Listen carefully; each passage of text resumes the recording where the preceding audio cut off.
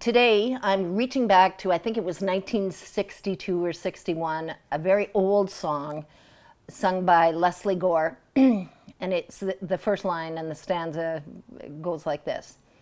It's Judy's turn to cry, Judy's turn to cry. You won't recognize the tune, no one ever does. The Judy is Judy Sgro, the veteran Liberal MP from the Toronto area, who I think has been in politics for 32 years.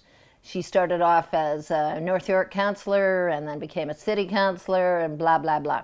And she's been an MP, a federal MP, since 1999. So she's a veteran. And she's 74 years old. This week, Andre Domies, who is a Toronto writer, posted this video on Twitter. And the video is taken from a slightly earlier interview that Ms. Sgro did with a local internet radio station called GBKM FM, a free internet Toronto radio station. Anyway, and in this interview, the host, Jacqueline Dixon, was asking Sgro about the notorious blackface incidents of Mr. Trudeau, the 3 times, one improbably on a canoeing weekend, where he felt the need to smear his body with blackface and act as what he thought a black person would act like. And anyway, so the host is asking Ms. Sgro about this and says something like, well, what are you finding from your constituents? Judy Sgro represents one of the most diverse ridings in the country. It is home to the largest number of visible minorities from, I think, Latin America, Southeast Asia, Jamaica, and one other place. I mean, it is a really genuinely diverse riding. So the host says, so tell us, what are you finding as you knock on the doors in relation to the blackface incident? And Sgro says, let me tell you that knocking on doors, being in the plazas, to make sure I'm as sensitive as I need to be on this issue, well, those in the black community have told me how much more love they have for the Prime Minister. He wanted to have a black face. He took great pride in it too. They, and this she means her black constituents, are looking for more ways that they can show how much they support and love the Prime Minister, end quote. Now, if this is not laugh out loud ridiculous, I don't know what is.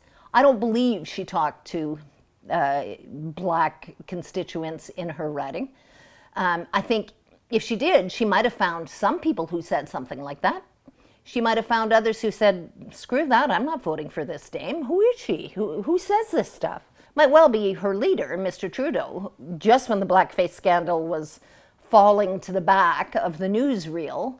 There's Judy Sgro, bringing it all back up by saying, that wasn't a scandal, people. The black folks in my riding love him even more because he dressed up like one of us.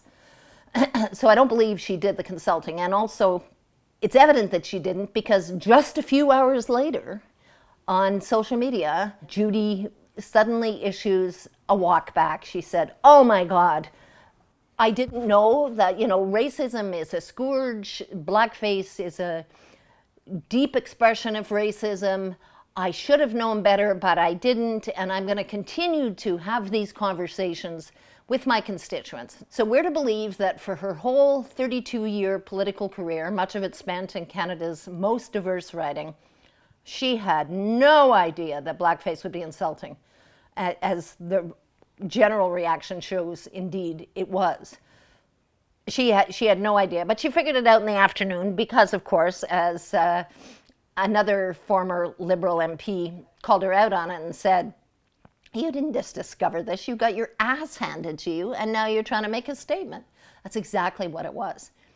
But what sort of world do these people live in that they think that anyone with a brain is going to think, oh yeah, if I really want to endear myself to the visible minorities or to African Canadians or to whomever, or natives, whoever, the way to do it is to dress up in blackface or brownface, I guess if it weren't for Native Canadians, and show my love that way, because that's what people will take. They won't think that I'm acting like a goof. They won't think that I've stuffed a banana in my pants as a compliment to the great black populations. No. When you dress up in blackface, as Mr. Trudeau did, complete with banana or something like it in his pants, when you do that, you are, first of all, mocking the culture, you are mocking the people, you are making light of them and it. And for Judy Sgro to somehow pretend that a whole bunch of black constituents in her riding just see it that other way, they just fare filled with more love than ever for Mr. Trudeau, is just a crock. It really is Judy Sgro's turn to cry.